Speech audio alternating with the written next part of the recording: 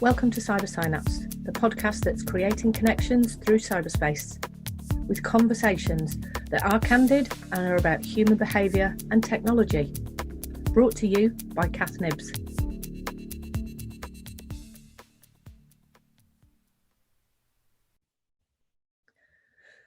Welcome to this week's episode, and this is a goodbye 2019 and welcome 2020. Wow, today's episode, one of my favourites ever, because we talk about things that are really important to me and my clients. We're talking human potential and where we're heading in life. Now, we kind of start with education, thinking, heuristics, learning. Sagar's got some fantastic quotes throughout this episode.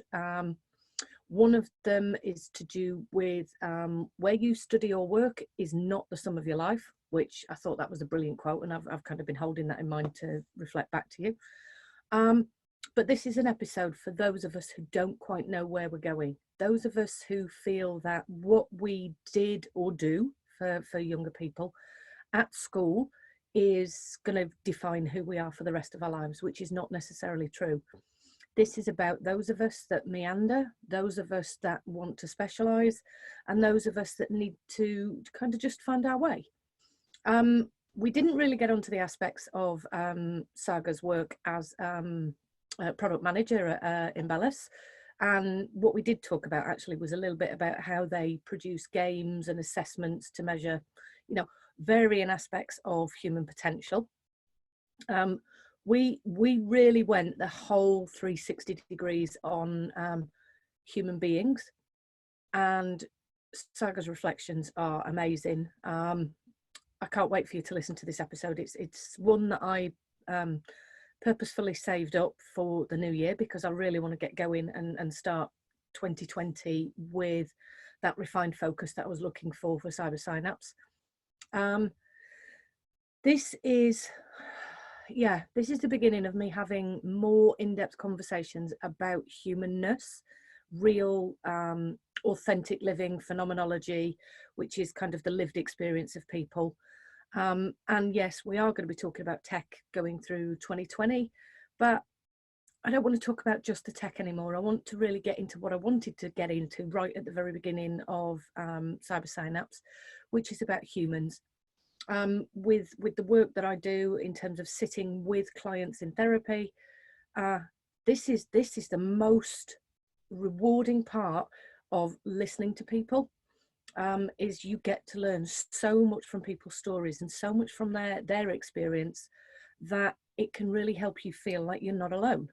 And for many of my clients, that's one of their biggest ills, if you like. But this can help you kind of find your way in terms of being worthy, but worthy of something. And that something is down to each and every one of us to find what that is.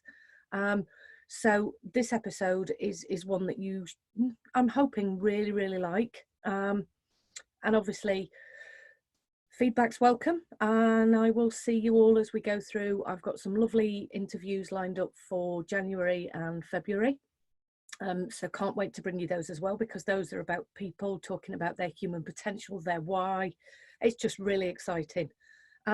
So I will speak to you all soon. Have a wonderful New Year if you're listening just before New Year. And I hope you had a great New Year's celebration, and see you as we go through 2020. Take care. Welcome to Cyber Synapse. This week I'm joined by Sagar Doshi, and we met 6 months ago, maybe 6 months ago. Oh, I've started this well, haven't I, Saga? 6 months ago at UK, and we had a fantastic conversation. And on the back of that, I asked you to come on the podcast because what you do is the opposite end of some of the conversations that I've had so far. So you are currently a product manager for Imbellus. Now, we're going to get into the rest of your bio as we go through this, but would you like to start with telling us who Imbellus are and what you do? Most definitely. Thanks for having me on, Kath. So Imbellus is a company I started working with somewhat recently. What drew me to them is that I've been very interested and focused on game design, or in general, I think you could say, the design challenge of of any sort of interactive software, any sort of interactive digital experience. And what's quite unique about Imbellus is that they are taking a game-based methodology, but are applying it in a very, very distinct arena. And that arena is in skills assessment and in the evaluation of sort of what our overall potential is. In fact, they work not really in the entertainment game space that we all know and love very much, but they actually work, if you were to ask them, in the assessment space. And in other words, they're not competing with game studios or other game makers, although perhaps they are for talent, but they are competing with our typical multiple choice exams, standardized tests that we might all take as students or in other parts of life. Unfortunately, exams and assessments don't stop just when you finish, just when you graduate. They exist in a number of different contexts. Our overall hope is to have a better and more accurate way of measuring how someone thinks, not just what they know. Most of our education system comes out of the Industrial Revolution. And out of the Industrial Revolution, it was relevant to know what topics and products you knew, how you could do a specific thing, whether you could replicate that thing in a different industry or in a different environment, right? What's different now is that the skill needs have become more abstract as information has democratized, right? This is an old story. You all know this. It's easier to find specific facts, and it's harder to draw bigger principles. It's harder to critically think about why something happens, to infer about causality, to perhaps consider your own biases, what you might be attuned to thinking for that could lead you down bad alleyways. Understanding what the truth is and how to recognize it. Certainly, it's top topic of conversation across the Western world, if not beyond. So the difference is, if we just take a peek at how we measure students and people more generally right now, you'll be surprised to discover that much of it hasn't changed for a century. About a century ago in the United States, which is where I'm from and where the company is based, it turns out that a number of very prestigious school heads, a commission of the heads of Princeton, Yale, Harvard, schools like this, came together and said, hey, we need to start filtering who's coming into our program. Up until then, it's surprising, but all you really needed to know was to know Latin and to know some of the classics. And really, that was it. If you could make it in. And the fees at the time were nowhere near as high as they are now, even accounting for inflation. And so they came together and they said, we ought to pull together something that we're going to call the College Board and use that as a way of guiding what earlier level education is, what secondary school education is, primary school education, and so on. And out of that came the modern system of standardized tests in the United States, at least. The UK has a different history of where that comes from, but it amounts to very similar things. The A levels that people take after school are a similar version of this, and this has been happening all over the world, right? It's a familiar part of the childhood experience and of the student experience. You go through school, you learn a topic, you get examined on that topic, and then the summer comes and you immediately forget it all. This is the downside, right, Kat? Well, this is the other 3 R's. So quite often in this country, we talk about the 3 R's as reading, writing, arithmetic. This is read, retain, regurgitate. Yeah, exactly. So there you go, right? And it's such an internal part of our culture that we often don't question these things. But if you just like bring things down to brass tacks, what's the purpose of a test? If you're designing a test, what are you doing that for? Well, usually you're doing it to determine whether someone knows something and can apply that knowledge across their life in different contexts. If the fact that we've all learned our times tables when we were little means that that's a generalized skill that we're actually able to apply in lots of contexts. Maybe sometimes in board games, and sometimes in our personal finances, and sometimes in our university work, right? But that very basic skill we've applied in lots of different contexts. The trouble is, most of the time, the way we've designed our tests and the way we've designed our assessments, we are encouraging you as a student to cram and to study up until for a very specific moment to return back that knowledge on one day, and then never again retain it. When you think of your favorite classes, your favorite teachers, very often those are likely to be teachers who try to bring you generalized principles that stuck with you, things that gave you a way of approaching the world, a lens to look at things. So anyway, this is all a big intro to basically say that that a test, when you design it, really oughtn't to require studying. Your life should be studying for it. It should be everything that you've done up through then. And it's meant to be an assessment of where you are now, just so that we know if you can apply it or not, right? Yeah. So this kind of goes with so what we're getting towards here today is we're going to start talking about human potential, and this is really for me, and I think we said it just off camera before we started. Yours is the top down approach, whereas a lot of what I've been talking about is working with people doing what they're doing, and that's the bottom up approach. 100%. So yeah, so I mean, just to let people know in terms of your bio, which I will put in the show notes, is there's a lot here from the MBA that you were doing, and political science and international security, and then the computing science. And actually, you've got an amalgamation of many disciplines that are coming together, which realistically you may well have gone down a specialized route. So I think what I tend to say for a lot of my clients is, we take children and we ask them to be very generalized by the time they're at GCSE level, and then they become more specialized.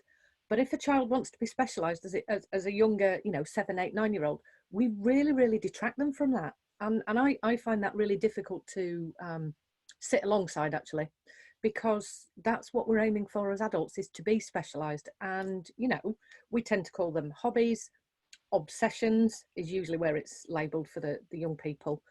And I think if they could start being specialized as young children, actually by the time they grow to an adult, they're not going to be generalized.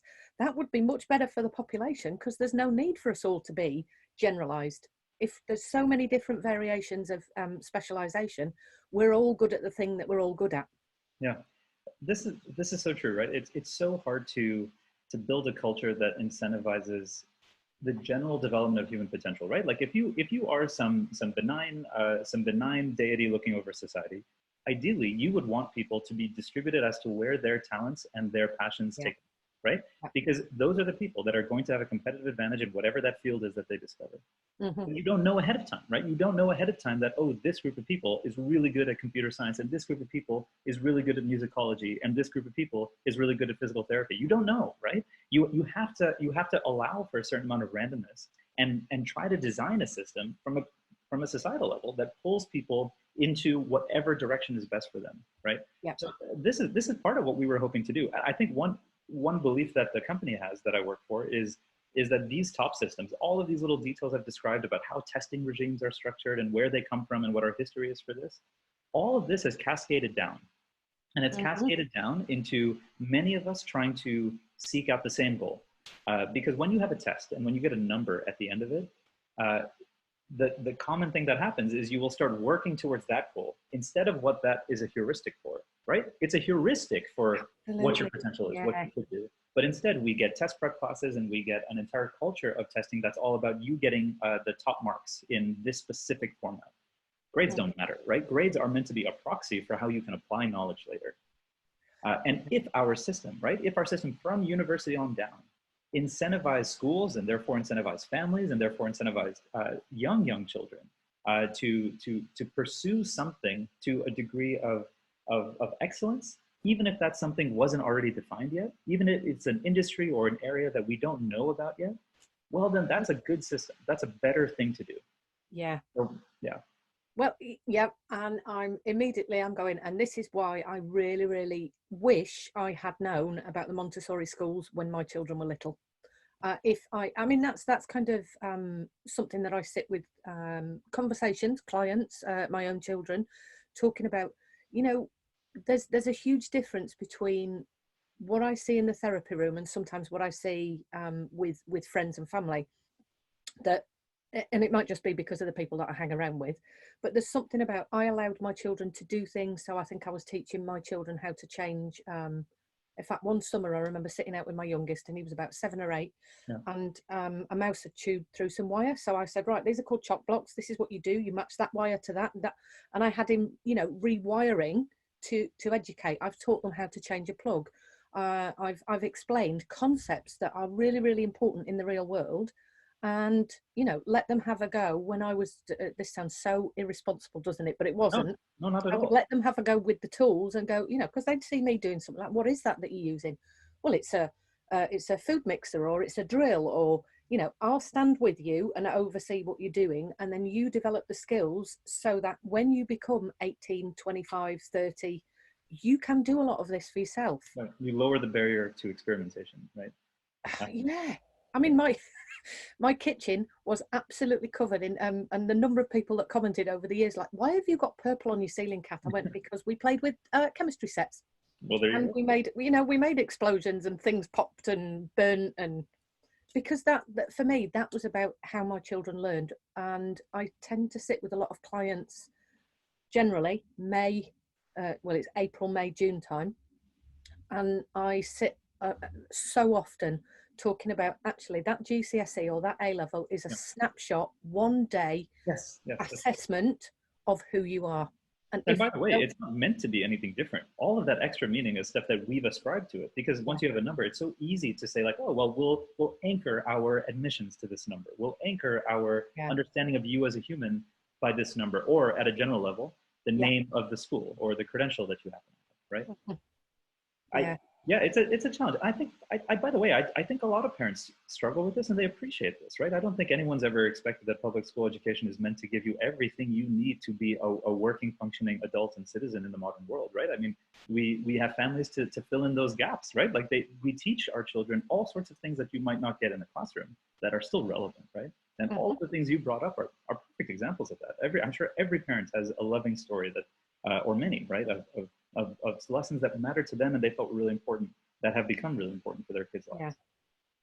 yeah. It feels a little bit like, so quite often I talk about the education system. Actually, when you were talking earlier, it's very much, well, it's still the system that was around with the Victorians. Yep. And we've improved in technology, with science, with so many other subjects, and we're still doing the repeat, rotate, Yeah. rotate, rotate. We're doing the just practicing, listening, regurgitating, forgetting, moving on. And I do remember one client saying, well, when am I going to use Pythagoras? And that's probably, or when am I going to use geometry? Who cares? X squared plus. And I said, yeah, you're right.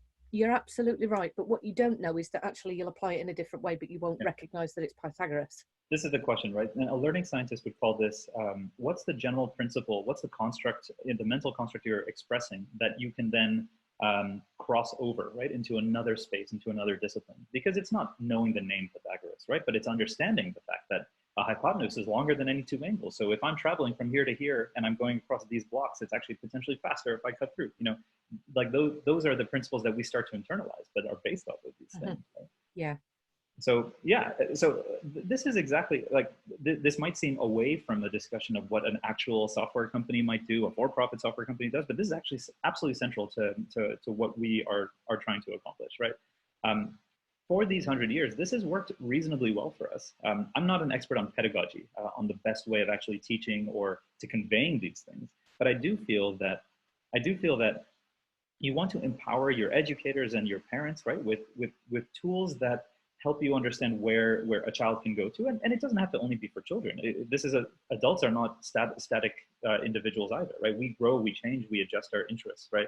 You speak to anyone who's built a family, and you'll find that they've probably gone through many phases of interest in their life, right? Like things where times of their lives where different things were paramount to them, right? Yeah.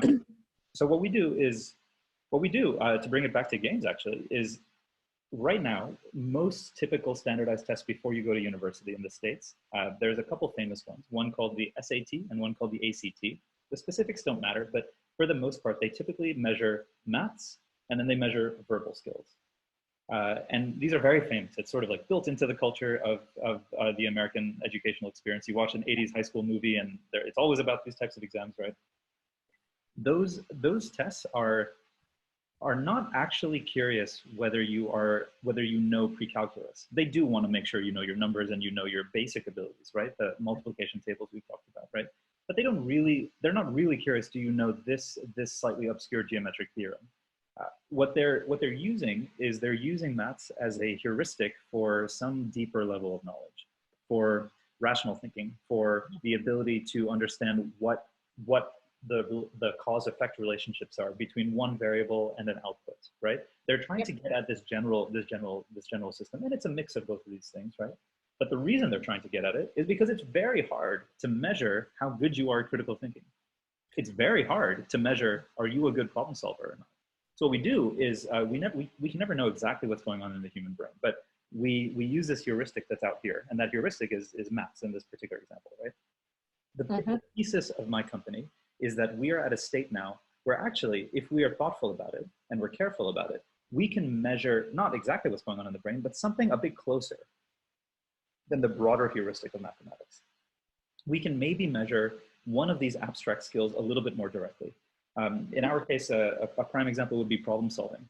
Problem solving is an abstract skill. We use it in lots of scenarios. I use it when I go to the grocery store. I use it when I am having a debate about our house and our future with my wife. I use it in all sorts of contexts, right? When I'm deciding what my best commuting path is.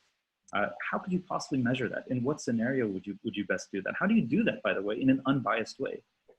That we apply problem solving here in the UK, or even in an urban area like London, where I live, is going to be dramatically different than how you would do it in a small town in Oaxaca or something, right? Yeah. So this is the challenge we pose to us. So what we've done is we've structured our company by hiring a bunch of learning scientists and hiring a bunch of psychometricians. These are all just people who are expert in how we learn things, and then how we assess that learning. Yep. And here we have true novelty, right? Like this is where we feel our contribution is. We hire a bunch of them. We hire a number of game designers, and we hire product managers like me. And it's our job to come together with these groups and design tasks that better get at measuring those abstract constructs, those abstract ideas. Yeah. We hire a bunch of engineers then, generally people who are experts in building games or in building interactive systems, and we convert that into reality. Right? So on a day-to-day basis, actually, a lot of our work is very similar to what a game studio would have. They come up with a concept. They're designing for a different goal, right? Than we are. Often their goal might be fun or repetition or mastery of something, right? Ours is measuring an abstract skill set, and then we put it into action. I was actually thinking, I mean, apart from the fact that I was hearing all of my favorite things in the background there in terms of the cognitive stuff, you know, like the the psychometrics and the I suppose you'd be using Bayesian logistics, and you've got people doing normal logic gates and so on, and yeah, most certainly, right? Like the hard challenge is in a very typical exam, it's very easy to see what you are measuring and then what your output is, right? We give you a question, and that question has 4 possible choices, and your output is what your answer is, right? And we can tie a specific measurement ideal, a construct, to that question. Yeah. In a game environment, we also have to sort of understand what our items are. What are the questions that we're measuring, even when maybe I give you a game-based challenge that's general, right? And that's broad, and that's a broader objective. I have to figure out what to measure in those things and then what to tie that to. That's the core challenge of our work here. Yeah, I'm just thinking there's one thing that popped up whilst you were talking is actually, what do you think? So I'm going to do 2 questions here. Sure, one about outsourcing.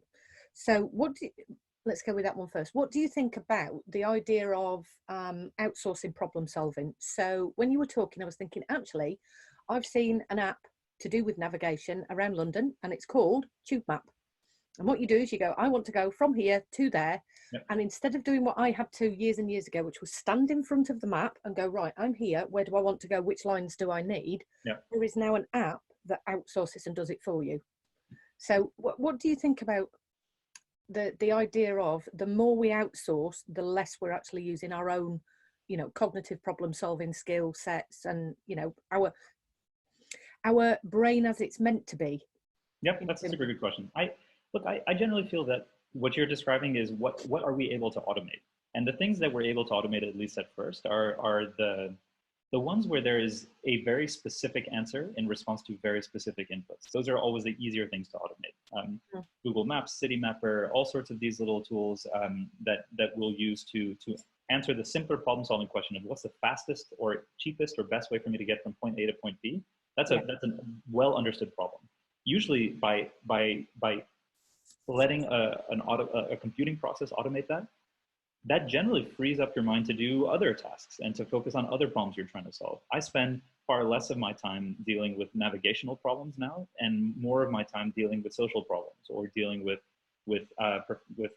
intellectual ones, maybe. That's a very kind of hoity-toity way of describing this, and it may not happen all the time. But that same thing is true for any type of technology that we added, right? Like once we started using winter coats and parkas instead of like pure like thin leather that we had to tan down by the river, right? We no longer were dealing with the problem of cold as frequently, and one could argue that therefore we are less able to survive in the wild, right? That may well be true, but we live a different life. In our life today, that's not usually a prime challenge that we have. We have other problems that we are confronting, right? Yeah. The reason I asked that question is it's slightly loaded in terms of I've done maybe a couple of paragraphs about that in the book, in my book, because I see so often this myth around using iPhones is making us lazy, picking up on GPS, using a GPS, using these apps actually creates a laziness, and it's particularly aimed at adolescents generally. It's making them lazy, they're not retaining information. And there is something about, well, actually they're retaining different information to that which we're trying to measure. You're optimizing for a different goal, right? And like, look, most new technologies when they come out, and I think we could still argue that mobile technology, which has been out for just a little over a decade, right, in the way that we think of it, is still relatively new. I mean, we would have felt that the telegraph was still new in the 1890s, even though it had been out for a couple decades at this point, right? It doesn't start in the most efficient and perfect way, right? This is for anything that immediately takes over society at a vast scale like this. It's gonna have costs. There's gonna be benefits, right? And it's in between the consumers and in between the designers and the producers. You start to work out what the best design is for this, that best serves the consumer's needs, right? And that producers are best able to build for it. This is a bit on the side of what our normal topic is, but I do think it's relevant, right? Because it's just such a perfect emblematic example. There is going to be something over the next 15 years that is as momentous for us as mobile phones have been for the last 15. Yes. Well, the one that I saw yesterday and I replied to today, I actually meant to read it a bit more in depth last night. There's a piece of research that's been commented on Twitter, and there's kind of two camps about it. One is the language skills of young children are now being impacted by devices, and again, it's that this isn't a causal statement. However, it's being used in that way. But there is a cyber psychologist that's decided to go, yes, see, I told you, no screens until the age of 3 because this is definitely a thing. I'm like, but is it? Could it be that parents are so busy being at work that actually they're not interacting with their children in the same amount of time as they did in the 1950s?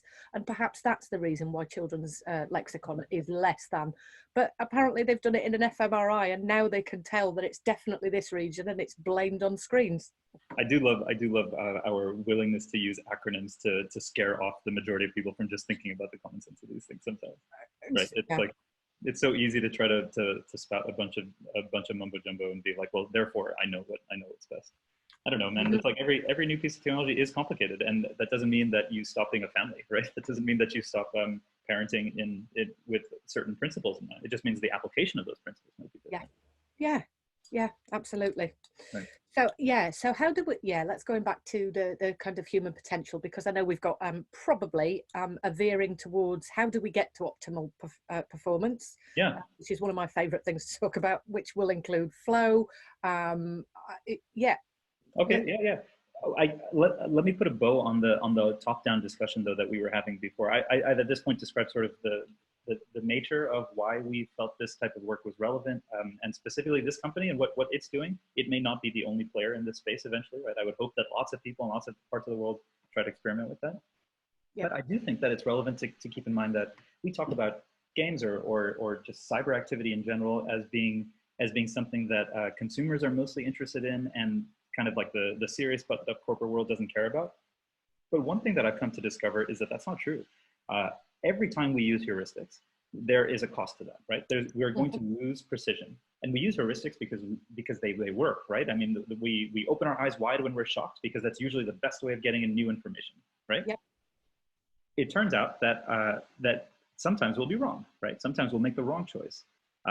A lot of big companies today that use these types of heuristics, and they may not be exactly the same, but they'll be correlated. For example, take a big famous bank or a big famous consulting company or a big famous financial accounting firm or something like that. These are big, massive employers in London, right? They're considered safe jobs, and they're also considered paths to secure careers, especially for people who don't have who don't have the socioeconomic wherewithal ahead of time. Yeah. All of these organizations will first look to see, do you have an Oxbridge degree, and do you have a score of this much, and are you getting did you study a relevant degree in this area, and so on. But I think, Kathy, you and I both can think of loads of people that we've met who haven't gone through the traditional education system and are whip smart, right? They would be very good at, take a consulting company, right, at solving problems very elegantly, creatively, using their own learned skills, right? That no less important, no less valid, just learned in a different context, maybe, right? Yeah. These companies, as it turns out, they're not blind to that. They know this. They've known for a long time. I find that the corporate world is often more progressive than the political world is in these matters, because for them it's just a matter of, it's always a matter of competing for talent. And they know today that they are sending away lots of false negatives. In other words, they are falsely turning down applicants that could do very well, but that are being classified as not worth pursuing at the moment. They're well aware of it. And of course, those candidates almost always will tend to be from non-traditional backgrounds, from minority races, from parts of the country that don't have the same level of exposure as those of us who live in Southern England do, right? Yeah. So knowing this, they want maybe a more elegant or a more thoughtful way of measuring someone's potential, of measuring that against what their possible job performance could be. And I think they know that the tools that they're using now, they're fine. They work for them for some time, but they're certainly imperfect. So what I've been really impressed with is the amount of excitement and energy we get from big employers. We work with a very large consulting company right now, McKinsey, using our assessment for them. Actually, they very famously give multiple choice tests. They used to give multiple choice aptitude tests to their candidates, their job candidates, before they would hire them around the world. And now most of those job candidates take our assessment. and we're still at an early stage with them, and we're going to continue to explore the correlation of performance on our test, which we're hoping to use as a more generalized measure than again that broader heuristic of testing for maths and so on. Yeah. But we feel really positive, and the results have been really good so far. So I think that's a cool story, and I would only expect that to expand. I would only expect the pressure and the excitement to pull from populations that will give them new things and help them adapt to the future to be broader. I think that's a pretty good story. Yeah.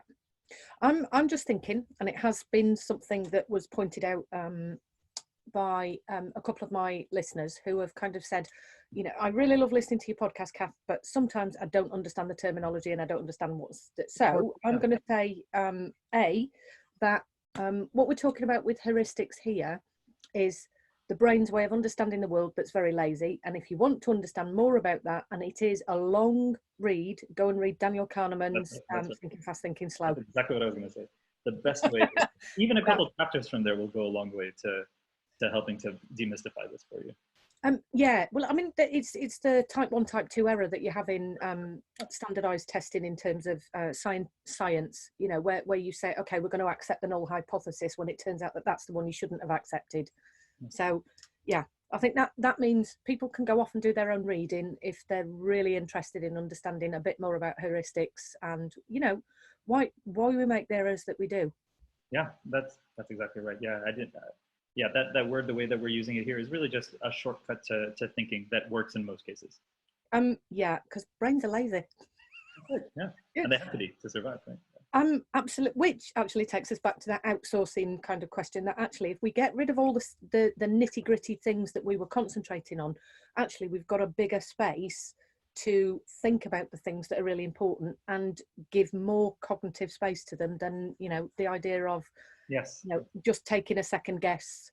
I mean, this is what we talk about with intuition and so on. And intuition can actually be incorrect because that is the heuristic that you're basing it on. Yeah. It's an intuition you've taken from your life knowledge and experiences, and it won't always be right. I mean, that's the nature of it. You've had one perspective of the world. All of us have. Right? Yeah. Actually, that's the difference between what you're doing and what I do in terms of therapy. As I sit with people, and I'm interested in, and I'm going to use another big word, the phenomenology. I'm interested in the experience, the story, the frame of reference of that person and how they think. Because you're trying to really situate yourself in those shoes and understand how they're looking at the world and how they're confronting some challenge they're dealing with, right? Yeah, that makes loads of sense. That's why that's a type of work that has been so relevant to us for so long, right? Because we've always needed to understand that frame of reference really, really well. Yeah. Yeah, I just feel like we need to do both, right? Like we need to both give that frame of reference and not assume that it's always the individual that needs to change, but sometimes like society needs to change to better be human centric, right? Yeah. Yeah. Oh, I love that word. Now you're starting to come into the integral kind of philosophy background. So that this is, oh, I'm so excited you used that phrase and came over this way. So this brings us towards human potential. So this is like, how do you achieve your very best? So this is perhaps a little bit linking back into earlier, Yep, that absolutely. specialization. So, and how does that fit with what we're talking about? Because we could go off on the, well, what you need to do is this, and this, and talk about fitness, health. Yeah. That's not what we're aiming at. I think that honestly, your approach to these questions is probably the most useful lens here. I've been talking this whole time about how a university may want to assess you in a particular way, or how a corporation, a potential employer, may want to assess you in a particular way. But look, my feeling is that those things matter, but those are ephemeral, right? Those things they go away. They're not that where you work and where you study are not the sum of your life and the sum of your potential contribution. You get to determine what that is every single day. And especially as we happen to go to a working style wherein we are a little bit more project based than we are employer based, it becomes incumbent on everyone to come to terms with who they want to be. And I think when you're in your early years, and by the way, on into your later years, exploration is a core part of that. Yeah. And I think in order for you to do that, you need to feel permitted to do that, and you need to feel like society is going to incentivize you to do it. That you're not going to be held back somehow or looked askance at because you took time and effort to figure out who you are and you experimented. I mean, my career has been from a 1970s perspective, perhaps a disaster. I haven't done a single job for more than a year and a half. But from my perspective, it's all been about course correction, right? Like I didn't know what I was good at to begin with. I had a very hard time knowing what I could specialize at. I did reasonably well at most things growing up, and paradoxically, that was difficult for me. It meant that I didn't know what to do at all after I graduated from university. I wandered around. I went through lots of periods of unemployment. I could get small jobs here and there, but I didn't feel passionate about anything. I didn't feel like I had yet met even one person whose career, not just that I admired, but that I wanted to emulate. So I started with something that seemed like an okay guess. I started working in tech. I really liked it. I found that there were things at the moment you start working, there's things about work that you will adore and things that you will dislike. And you'll start to realize that there's so many different ways to be smart, right? There's so many different skills you bring to a table that maybe you haven't even investigated properly. I do feel that one's career is a journey of self-awareness, and it's a journey of you really understanding when you are at your most productive, when you are at your happiest, when you are at your most contributive. And I started in tech. I happen to have studied, as you mentioned, political science, international security. I think you can hear that I'm really interested in how we structure ourselves and give ourselves the right institutions to incentivize the right behavior. I don't think humans have changed that much since we've been around as a species, but I do think our institutions have, and that's what's given us a shift. So that's my political scientist coming out. And so I worked in the U.S. government for a while. I was a regulator in the Obama administration for tech policy.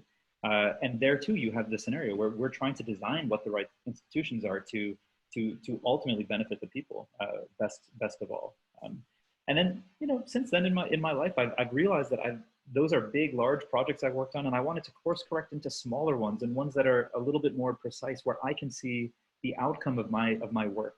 What I've just described to you here is not my end state. It's not my destination that I'm going to be a product manager forever, or I'm even necessarily going to be interested in these types of projects forever. But I do see myself as slowly tightening in towards a target career where I'm spending more of a week happy, more of a week feeling fulfilled, more of a week feeling challenged. But this is me applying that personal frame of reference that you've been talking about to my own self. And I think that we have to build the right tools and support and incentives to encourage every growing person to do that for themselves. Yeah, that nicely ties in with the topic of flow. So this is going back to that what makes me tick, where do I get a buzz, and at what, under what subject matter. So this is the difficulty of primary school, isn't it? Is there's not enough subject matters for children to get involved in to go, this is the one I'm really good at. And that really, for me, only starts to begin with the adolescence, when they get to the year in which they choose their options, year 9. And then they get to go, right, I'm here for my education and this is what I want to do. Unfortunately, we still have the standards. You must have maths, English, science, you know. And what I tend to find with the young people in therapy is we will be talking about what passion they have. And quite often it's nothing that is provided within the school. You know, they might say, well, I've got a passion for building equipment at the back of the local play. You know, what I've found is that I'm really good at the construction and the artwork, but the artwork that I have to do in school is very restricted because I have to paint this picture, draw that. And, you know, and what do I want? What's the word I want here? It's encumbering, I think, for a lot of the children. They don't quite get to where they want to be. And by the time they get there with the current governmental, you know, stipulation, they're 19 or 20. Yeah, that does feel, yeah, it's hard, right? I mean, that does feel too long. I think schools, though, have a really tough challenge here, because you do need to become an expert in certain basic skills in order to expand your process of discovery, right? If you can't read very well, you are going to have a very hard time exploring your potential and finding your options. There are going to be some of those things that you do need to hone.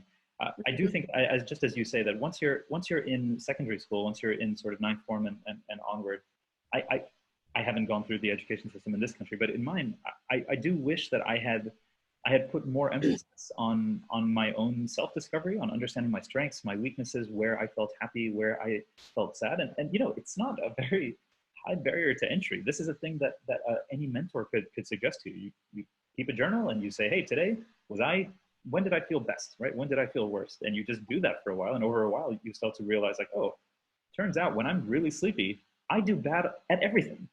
And I feel like I only properly really appreciated that in my 20s, you know? So I think that I think that primary schools have a burden. They have a lot of things that they do have to teach. I'm not sure that they're always going to be the perfect answer for all of the diversity of skill sets you're talking about, because there's just so many, right? And if we put our primary schools in the business of trying to guess at, here are the skills that you might want, I bet that's going to be a big can of worms.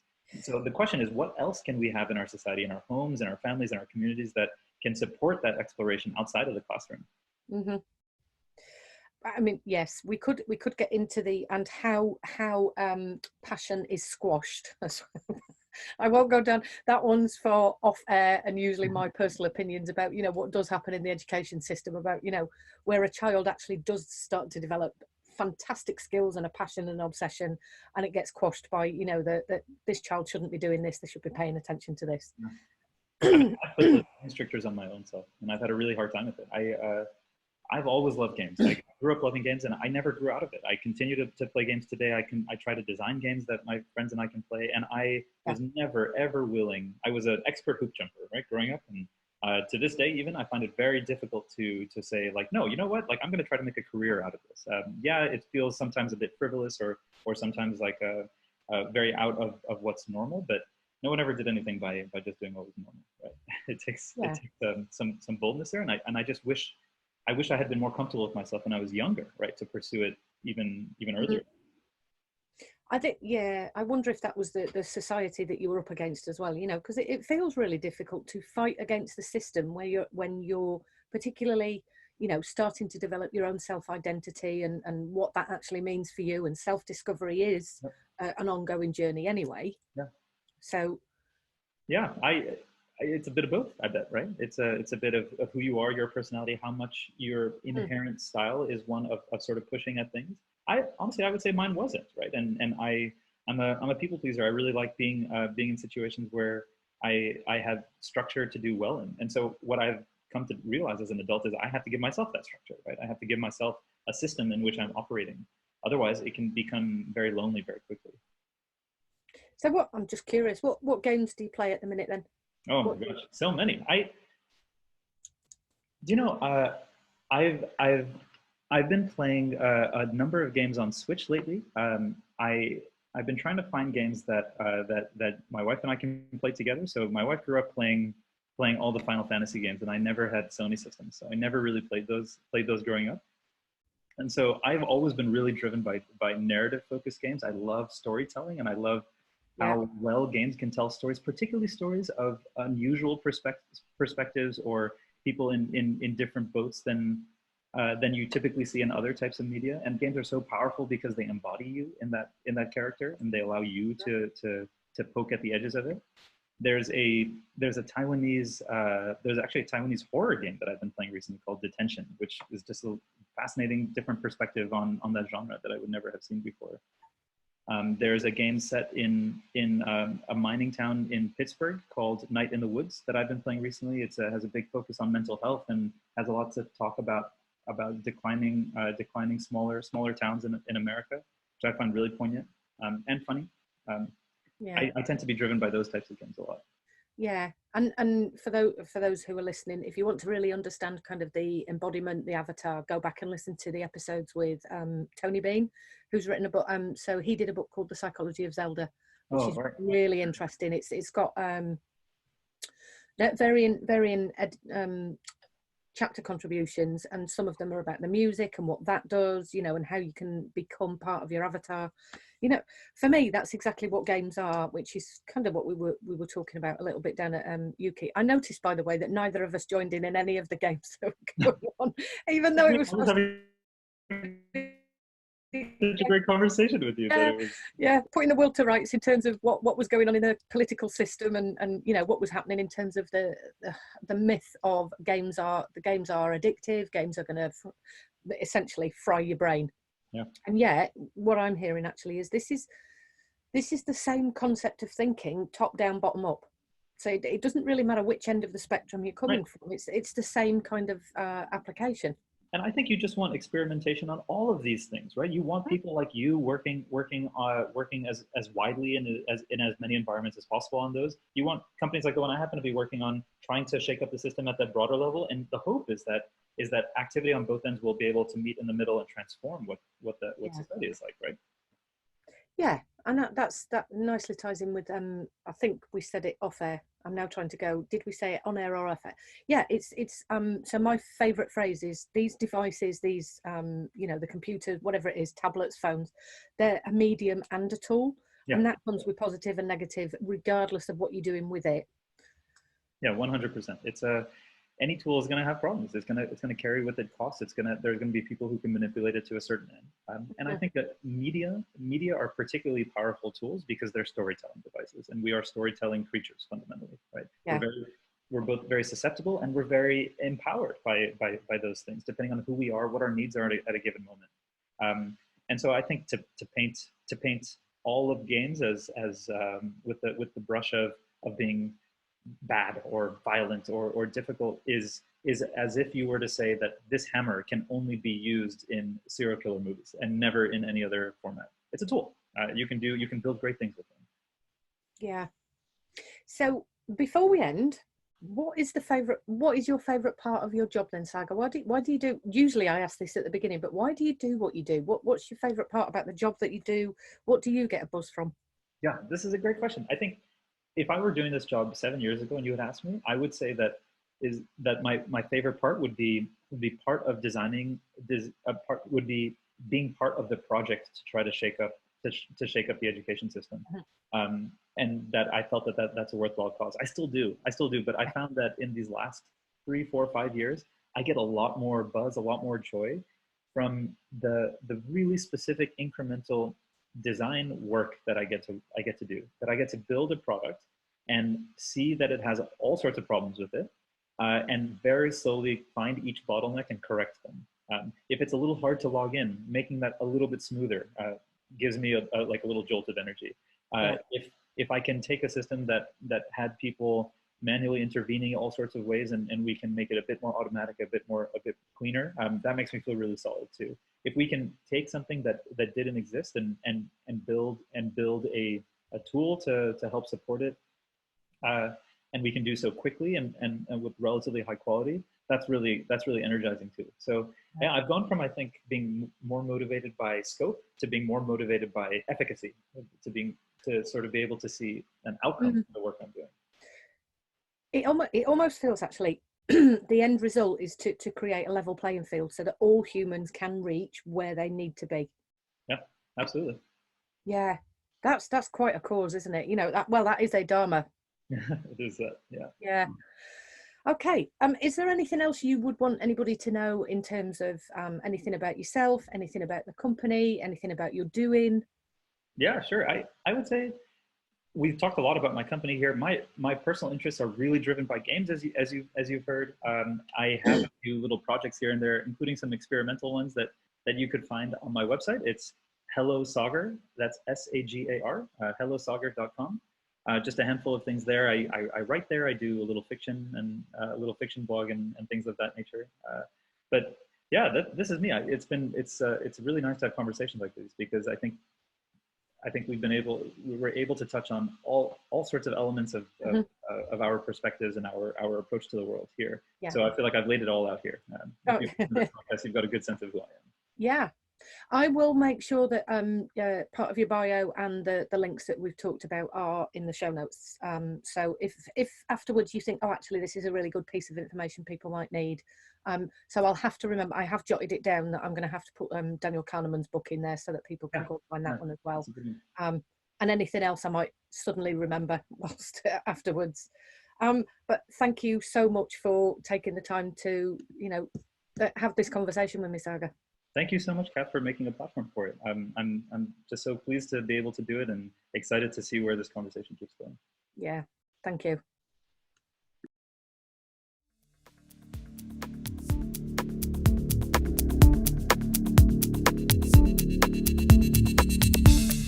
This podcast was edited by Rory Kavanagh, an audio enthusiast and music producer.